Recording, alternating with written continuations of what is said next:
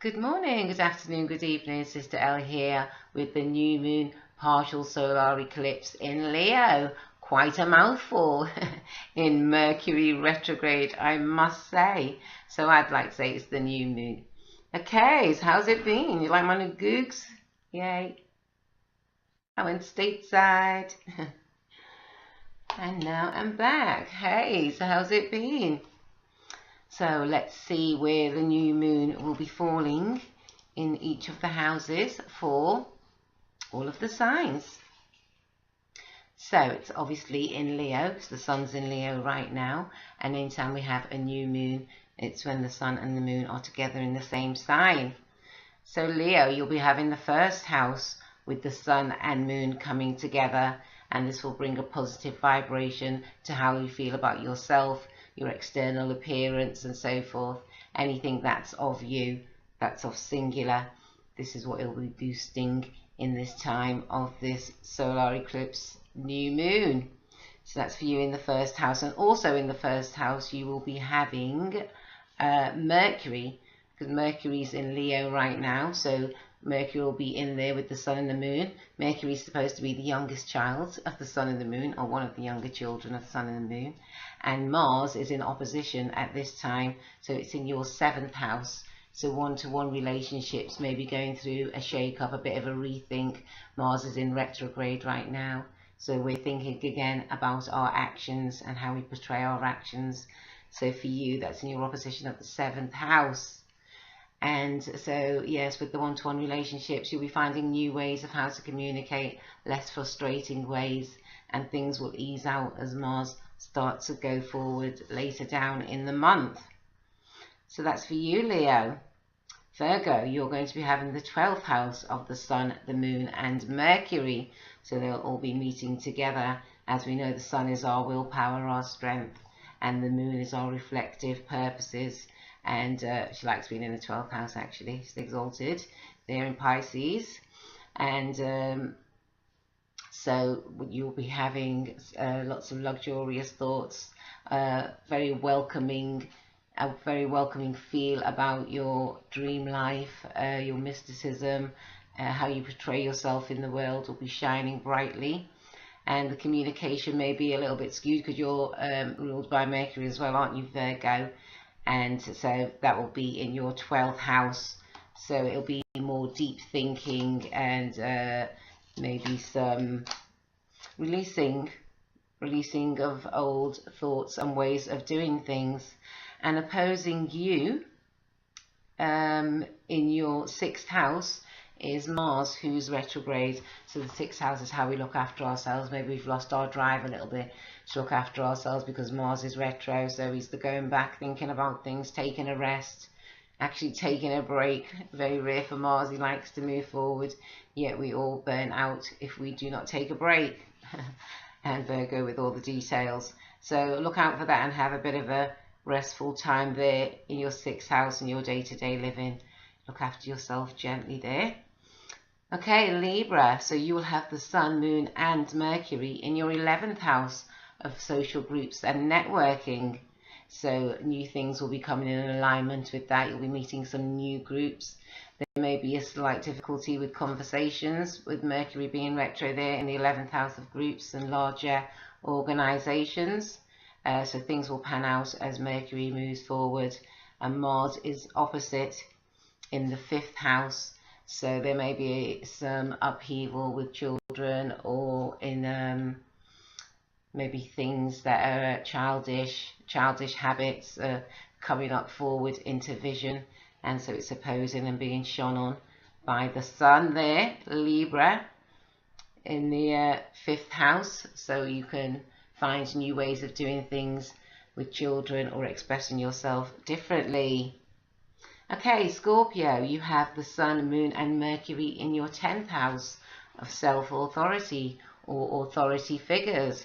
How are you relating with authority figures right now? This is a great time to shine and to express your authority in a way that suits you best there, Scorpio. And you'll have an opposition in your 4th house, and so that's home and family. So that's where Mars may be causing slight upheaval or change even. You might be redecorating, redoing. With the retrograde, it's a lot of so we're rethinking, redoing, replanning, replacing with new ideas. So that's for you, Scorpio, in the 10th house and 4th house. Sagittarius, you have the 9th house for the Sun, Moon and Mercury, and so you'll be given a gift of higher learning or going away to a far country, maybe to study there. You could be thinking about that. However, Mars is in opposition in your 3rd house, so it will maybe put a bit of a dampener on the thinking process of being so large. Sagittarius is ruled by Jupiter, so they like to spread out and have wide thoughts. So you've got the Sun, Moon, Mercury in your 9th house, and you have Mars in your 3rd house opposing. So you might be finding it difficult to have new ideas, or maybe having difficulty with neighbours or close friends. Hopefully that will resolve once Mercury moves forward and Mars moves forward. Okay, Capricorn, you have the 8th house for the Sun, Moon and Mercury, and the 8th house is about other people's resources. I say this is relationships as well, very deep relationships, maybe taking relationships to the next level. However, Mars is opposing in the 2nd house, so maybe the action of getting this relationship together is taking its time, and people are rethinking their actions at this time and taking a break from it. And when Mars moves forward, things will work out for plans that you have in the 8th house right now. So it's good to set intentions, and I'll be talking about that a bit later. Okay, Aquarius, you have the Sun, Moon and Mercury in your 7th house, and the 7th house is one-to-one relationships, partnerships, I would even say signing of documents.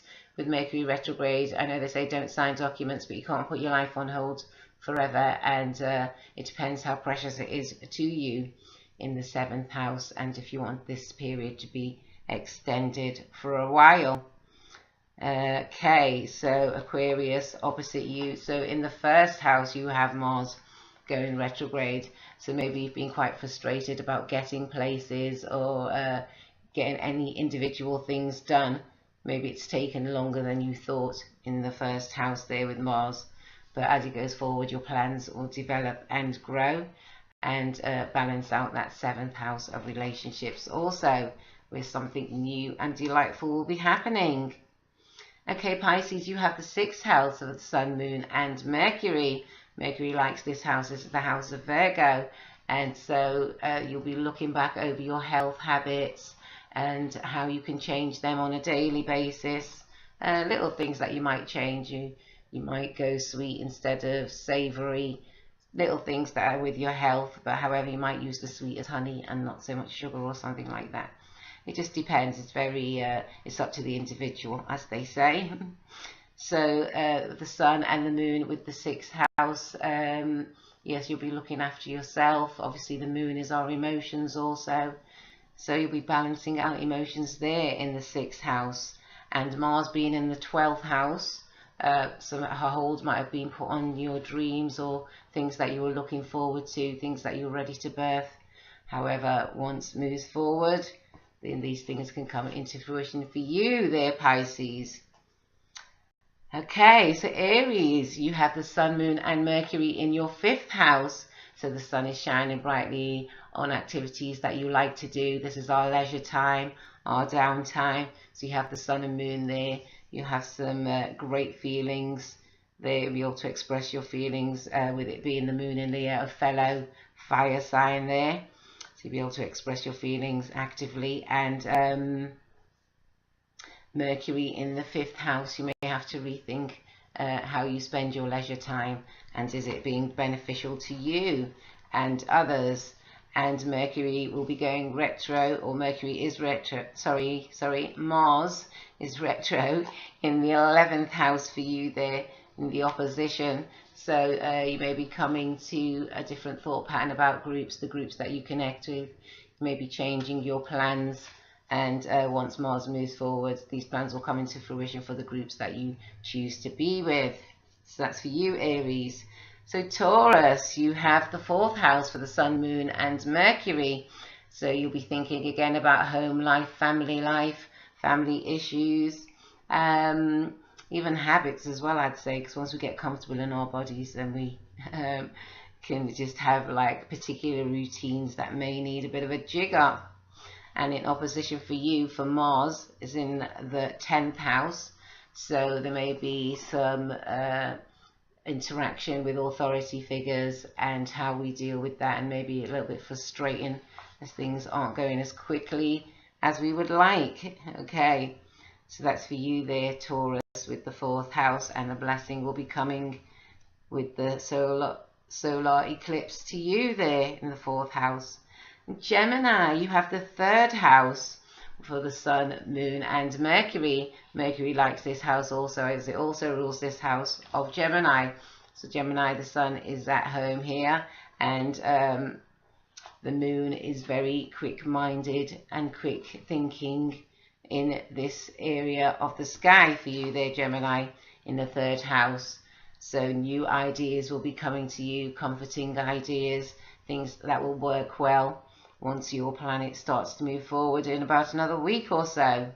But in opposition, you have the 9th house. So as you're trying to take your everyday thoughts and local information to a higher place, there may be a frustration with that, as Mars being retrograde in the 9th house of higher learning and expansion. So look out for that, and look out for the blessings there of the 3rd house. And Cancer, you have the 2nd house of values, personal values, finance, and the house of Venus, the house of good things, things that we love. And so that will be shining down on you, Cancer, in your 2nd house. That's the Sun, Moon and Mercury. So you'll be rethinking again about maybe your finances, your personal values at this time. And in opposition will be the 8th house, how we use other people's money, other people's resources, maybe some conflicting issues there. But I'm sure they will be ironed out once Mars goes forward. So look out for that. Okay, so it's a bit of a tumultuous time happening right now with 6 planets retrograding. So there's Saturn, Mars, Mercury, Neptune, Pluto, and also Chiron, who they call the wounded healer. It's not exactly a planet, but more an asteroid. And so that's in retrograde also. So there's lots of rethinking, recalibrating, rejigging, resourcing. And the planet of resources, however, it's Jupiter. Jupiter's going forward, so giving us some great blessings, giving us some comfort. Also Venus is direct also, so our joys and our pleasures will be there, maybe minimized some. However, this is keeping us alive and going and doing what we love. This is what Venus does, and we'll be paying particular attention to what we love, because Venus currently is in Virgo and will be going into Libra at the time of this new moon in Cancer. And she's at home there in Libra, so that's a great thing as well. More love and attention will be coming to all of us at that time of this new moon in Leo. So there you go, peeps, on a bit of a backwards mission. Time to rethink, rejig. I think it's also always good to have a bit of a rejig, and while I was rejigging some of my earlier diaries, I kept a diary as a child. Moon in Virgo, eh? And I had a Holly Hobby present from my next door neighbour. I don't know if you can see that. It's birthdays and horoscopes. Okay, and she gave me this between 1974 and 1979, I would say. And it's called The Birthday Book of Good Fortune. And there we are. As a child, I was very curious, what does this sign mean? And it's pretty amazing that all these years later I can see exactly why I was thrilled about the movements and the vibration of the planets that affect us daily. So I thought